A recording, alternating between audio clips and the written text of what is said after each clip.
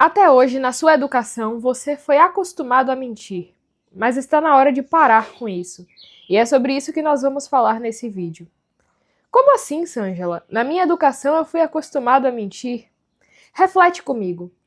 No meu ensino médio, nós sempre éramos convidados a escrever textos dissertativos a respeito de assuntos que a gente nunca tinha refletido, a respeito de assuntos que nós nunca tínhamos pesquisado. Nós éramos convidados a dar uma opinião a respeito daquilo que nós nem sabíamos. Então, em busca de falar e mostrar o que a gente pensa, nós não estudávamos, não fazíamos nada de proveitoso de fato, apenas pegávamos algum contexto, algum texto que nós vimos e, de repente, o texto estava ali formado com uma opinião que a gente nem sabe o que é. Provavelmente, na sua educação aconteceu a mesma coisa. Você foi convidado várias e várias vezes a escrever sobre aquilo que você não sabia, a emitir opiniões e juízos sobre aquilo que você nunca parou para pensar 3 minutos sequer. E o convite desse vídeo é para que você se encontre com você mesmo e volte a buscar o conhecimento de verdade. Não uma opinião para passar na prova. Não uma opinião para colocar naquele texto porque estão te cobrando, mas para que você volte a buscar a verdade. E a verdade não é encontrada escrevendo um texto em 5, 10 ou 30 minutos sobre um assunto que você nunca viu, mas ela é feita de sinceridade e muitas vezes também é feita de não seis. Estou mais uma vez com meu caderninho, vamos lá ao vídeo de hoje.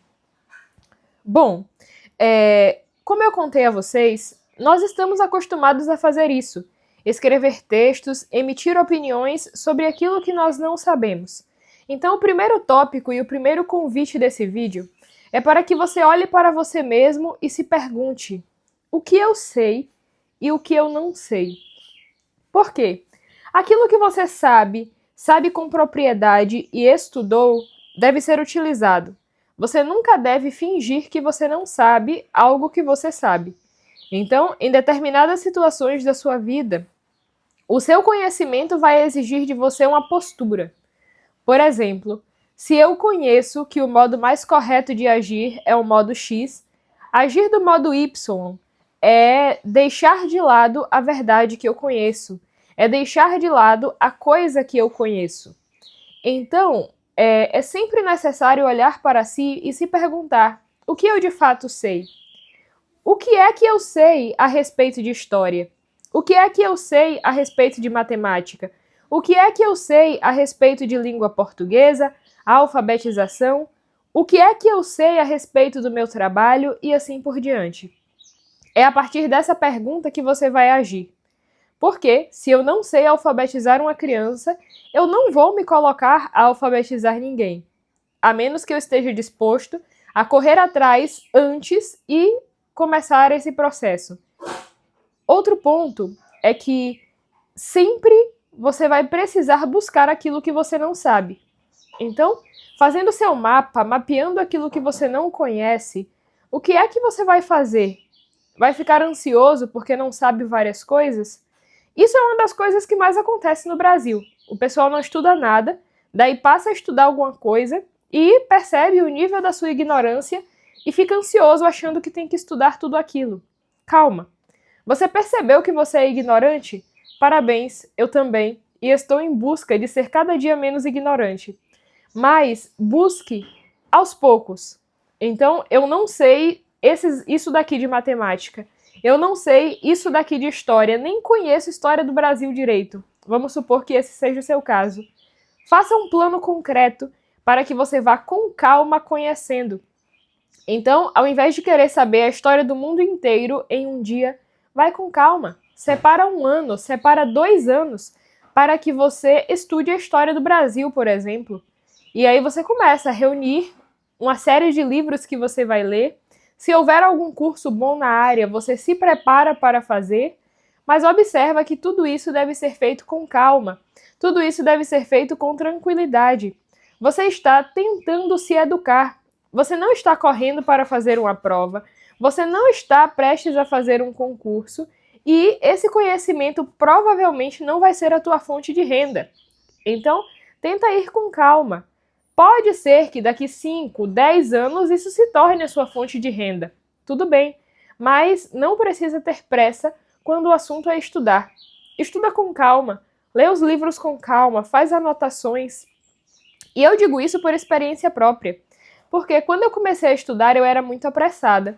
E hoje em dia ainda luto contra isso, porque a nossa tendência é ler rapidamente, é ler de modo superficial. E uma das técnicas que eu adoto para isso é um caderninho que nem esse que eu tenho, só que para estudos. E aí eu vou fazendo a leitura do livro com calma, na medida que eu consigo compreender ali, e vou anotando os pontos importantes. Quando eu encontro uma palavra que eu não conheço, na maior parte das vezes eu tento pesquisar para compreender melhor o significado daquele trecho, e assim vou caminhando aos poucos. Existem tipos de leitura também, é claro. Eu vou trazer aqui um outro vídeo no canal falando a respeito disso, se vocês tiverem interesse, que é os tipos de leitura que nós podemos fazer. Um pouco disso eu peguei do A Vida Intelectual, do Serge Langes, mas algumas coisas também eu desenvolvi com o tempo, porque faz mais ou menos 5 anos que eu estudo de modo sério, buscando mesmo conhecimento, e eu tenho aplicado isso na minha vida e eu observo que tem dado certo. Então, esse daqui é o primeiro ponto, vamos fechar bem essa ideia. Você precisa compreender aquilo que você sabe e aquilo que você não sabe. Aquilo que você não sabe, você vai correr atrás, mas aos poucos. Eu observo o pessoal conversando assim, como se tivesse todo mundo atrasado e naquela loucura, todo mundo correndo. Não precisa disso. Então, você não sabia, tá bom. Mas agora você está buscando e está buscando na medida que um ser humano consegue. Então, para ter vida de estudos, não precisa de ansiedade, não precisa de agonia. Dito isso, vamos aqui ao segundo ponto, que é a sinceridade. A sinceridade com você mesmo. Acho que tem um vídeo aqui no canal falando sobre isso. A sinceridade com Deus e com o seu aluno ou com o seu filho. Por quê? Isso daqui depende do primeiro ponto, tá? Mas, diante das coisas, saiba dizer que você não sabe, que você não entendeu. Eu já vi pessoas falando em um vocabulário altamente filosófico, conversando sobre várias coisas. Eu olhei assim e fiz, caramba, não entendi nada. A pessoa tá falando aí, eu sei que é português, unia as partes da oração, unia ali, entendi a morfologia, mas significado, realidade, eu não entendi nada. E você precisa fazer isso com sinceridade. Então, às vezes, um padre está ali falando, você escuta e não entendeu muita coisa, não sabe como colocar aquilo em prática. Às vezes, você está lendo um livro de literatura e você não compreende nada. Então, volta, seja sincero com você. Eu digo isso porque tem uns 3 anos, mais ou menos, uma amiga minha me deu a Ilíada, a Odisseia e a Divina Comédia de presente. Baitas amigos que eu tenho, graças a Deus. E eu tentei ler a Divina Comédia, mas eu não estava entendendo nada. Haviam citações da mitologia grega, haviam citações mesmo, métrica, compreensão do texto, e olhando para aquilo eu fiz, nossa, eu não estou entendendo nada desse texto. Eu li assim uns 3 ou 4 cantos, não estava entendendo absolutamente nada. Daí eu comecei a mapear o que é que eu precisava para ler esse livro um dia. Daí eu fiz, olha, tem aqui mitologia grega que eu não conheço, tem aqui as histórias antigas, a Ilíada, a Odisseia que eu não conheço. E o que é que eu fiz e estou fazendo até hoje? Estudando gramática, é claro, estudando latim, mas observando cada um desses pontos que eu não sei e buscando. Então, primeiro eu li a Ilíada, depois Odisseia, comecei, assim que der um tempo aqui nas coisas do trabalho, preciso terminar, mas sempre fazendo essa busca de, para chegar naquilo que eu quero e ainda não compreendo, eu vou voltar alguns passos. Mas para isso é necessário sinceridade, porque se eu fico mentindo para mim, se eu vou na internet e procuro o que é que o Dante está dizendo, uma pessoa explicando, eu decoro aquilo dali e começo a repetir como se eu fosse um especialista em Dante, cara, vou me dar muito mal. Vai quebrar a cara bonito. Por quê? Porque você não sabe aquilo, você está somente repetindo o que alguém falou. Hoje em dia eu estou lendo as peças de Shakespeare. Quando eu comecei na minha adolescência, eu não compreendia quase nada de Shakespeare. Agora eu já compreendo uma boa parte. Algumas coisas eu preciso buscar, outras eu fico ali. Nossa, o que será que ele quis dizer com isso? Porque o uso dessa palavra é um pouco diferente. Mas sempre nessa sinceridade com você. E para ter sinceridade com você, é necessário que você tenha sinceridade com Deus. Por quê?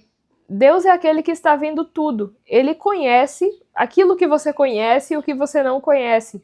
Ele conhece você. Ele sabe quando você está mentindo. Ele sabe quando você está enrolando os outros e se enrolando. Então, essa sinceridade diante de Deus, sabendo que Ele é um observador onisciente, que sabe de tudo e você não pode mentir para Ele, é uma coisa maravilhosa. E por último, a sinceridade com o seu aluno ou com o seu filho. Porque às vezes a nossa tentação diante dos nossos alunos e diante dos nossos filhos é ser aquele mestre sapiensal que sabe tudo, que nunca erra nada. Isso não é verdade. O seu filho precisa ver o seu lado humano. O seu aluno precisa ver o seu lado humano. Então, se ele pergunta algo a você e você sabe, diga que você sabe, ponto final. Agora, se você não sabe, olha, eu não sei, vamos pesquisar.